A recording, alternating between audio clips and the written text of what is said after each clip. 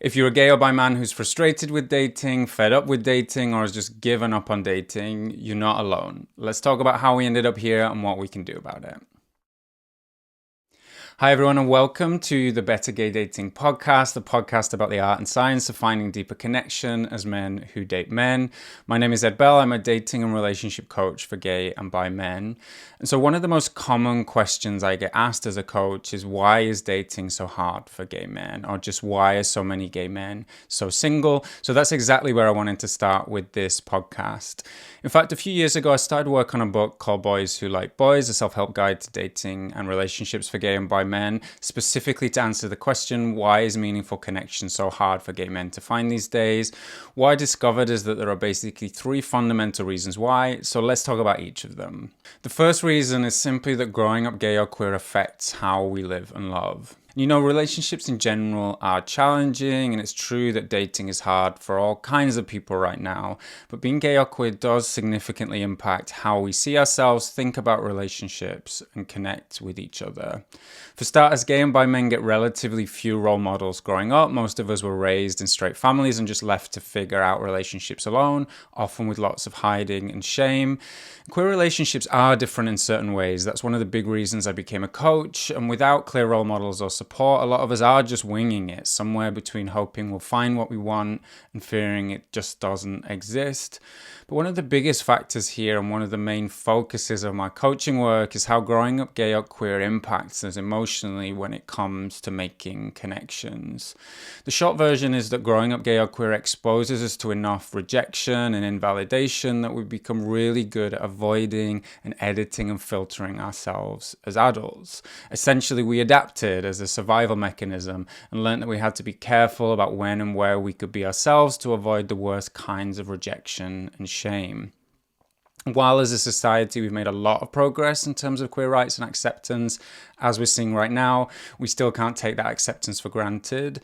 And also experiencing this kind of shame at any point in our lives is still enough to impact us today. Most of us carry the scars of the closet in some form. And so in relationships, that means we're often good at hiding or minimizing our true feelings or desires. We don't express what we want and sometimes struggle to be assertive or to set boundaries. It also means that gay men are extra sensitive to rejection. We don't just brush it off, we tend to feel it deeply and take it personally, even if we don't show it. So we often avoid situations where we could be rejected, like hitting on someone we find attractive, or we avoid taking emotional risks, like opening up to someone about how we truly feel, or we just drop promising connections at the first sign of friction or disinterest to save us from feeling hurt or let down. We also often get used to holding each other at a safe emotional distance. A lot of hookup culture, for example, is about getting sexual needs met without necessarily having to feel emotionally exposed around someone.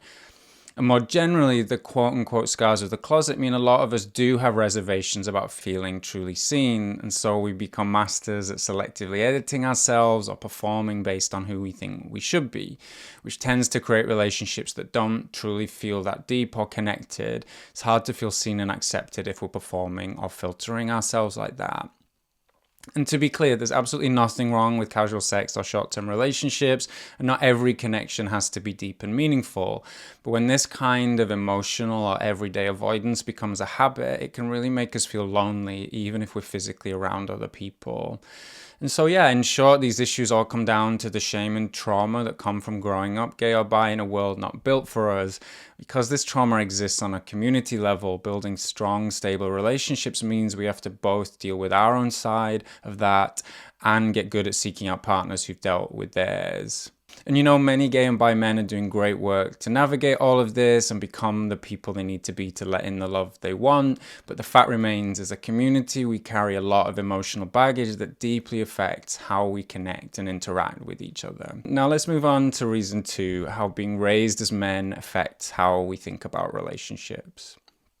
Actually, when I wrote Boys Who Like Boys, I already had a decent understanding of how things like gay shame affect us in relationships. But the big surprise for me that came up in the research was how much being raised as men impacts how we think about love and connection. And this isn't about saying that all men are toxic or that all masculinity is bad, but being raised as men does affect and often limit our ability to connect meaningfully with others. So for starters, men often value status and hierarchy more than women, and so that means we often default to trying to control or compete with others instead of seeking out genuine connection or community. If you've ever met some new gay guy and felt this weird sense of rivalry before you've even said a word to each other, you'll know what I'm talking about. Men are also often taught not to be vulnerable. We learn to hide our feelings, avoid anything that might be seen as weakness, and even suppress our need for love and affection. And sure, these traits have their value and their place. In some situations, they can be helpful, like in business or competitive sport. But when it comes to building meaningful and mutual relationships, leaning too far into any of these traits or not having the self-awareness to spot when that's happening can really make it harder to build strong connections. And sure, yeah, obviously most gay men aren't toxic alpha bros, whatever they are, but all of this isn't just something that affects straight men. A lot of queer men wrestle with these things too. Many of us do feel pressure to be manly or masculine enough, or to not be seen as too sensitive or weak, or to not rely too much on others. This cultural conditioning runs really deep within our community. So again, yeah, it becomes a cultural and community issue. It can make our relationships cold or weirdly competitive, and it's a major factor in why, as a community, we tend to notice and reward status-based factors like looks, money, and career success over the traits that truly help build strong relationships. Things like kindness, patience, and emotional intelligence. And none of us chose the culture we grew up in, so none of this is about blaming or criticizing men. But all of this does affect us, and once you become aware of it, you start seeing how much it impacts how we interact around each other. And then when it's combined with the queer shame many of us feel that I talked about before, these two factors explain a lot about gay male culture and how it can really limit our ability to build and let in the love we want. But then that brings me on to the third fundamental reason why gay dating is so hard right now: the internet. So first of all, in some ways, the internet is one of the best things to ever happen to queer people. It's made making new connections easier, quicker, and safer than ever. We can connect from literally anywhere, at literally any time, which is especially great if you live in a rural area without gay or queer spaces. And if you're not out, it's not safe for you to be out, or you're still coming to terms with a gay or queer identity, it makes making new connections much safer. And these are all really great things. But everything moving online has left a lot of us feeling more frustrated, disconnected, and alone than we'd like to be. It's helped us find many passing connections, but left a lot of people craving the kind of depth and stability the apps aren't always great at making happen. And this feels especially acute right now, where a lot of people are seriously fed up or burnt out with online dating, or just kind of with the internet in general. As I see it, the apps have impacted dating today in a few key ways.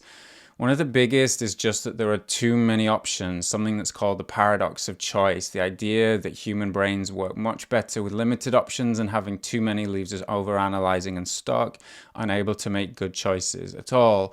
So the sheer amount of options on the apps overwhelms us. It's easy to keep swiping forever, hoping the perfect person will show up, even though perfect doesn't exist in dating. This also has the effect of facilitating mostly uncommitted and short-lived connections, which might be great if you're only looking for casual encounters, but if you want something deeper than that or more long-lasting than that, there's obviously going to be a mismatch there. The apps also tend to emphasize certain characteristics, especially physical traits and conventional attractiveness, while things that matter even more in building a strong and lasting connection, things like personality, emotional maturity, and communication skills, just aren't represented online that well at all. And then there's the fact that people can be a lot more disrespectful through a screen than they would be face-to-face. And so this has created cultures around things like ghosting, unsolicited mean comments, or the casual racism and transphobia that often turn up on the apps. And so often the apps feel at best like a frustrating waste of time, and at worst really bad for people's mental health. And so I'll do a full episode on how to use the apps to make more meaningful connections later. And for the record, I think dating apps and social media more generally can be great tools for making new connections, and I don't think they're going anywhere anytime soon. But basically, online dating has shifted what queer dating culture looks like, and not always for the better. And so there's this weird contradiction that the internet has made us more connected in some ways, but at the same time more alone and craving authentic connection more deeply. So that's essentially it. These three factors combine to create the dating and relationship culture we have today.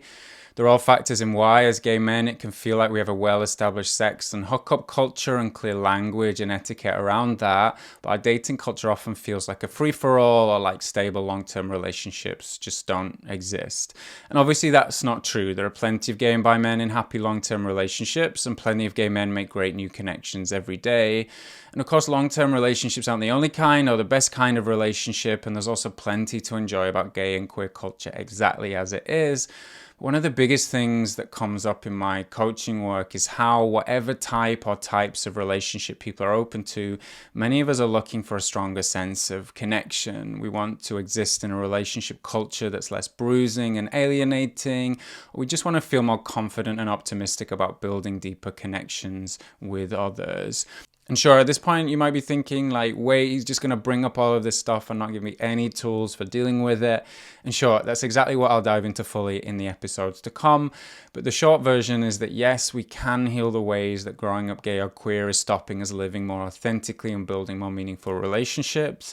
And yes, we can understand better how being raised as men affects our relationships and make sure that's not limiting how we connect with each other.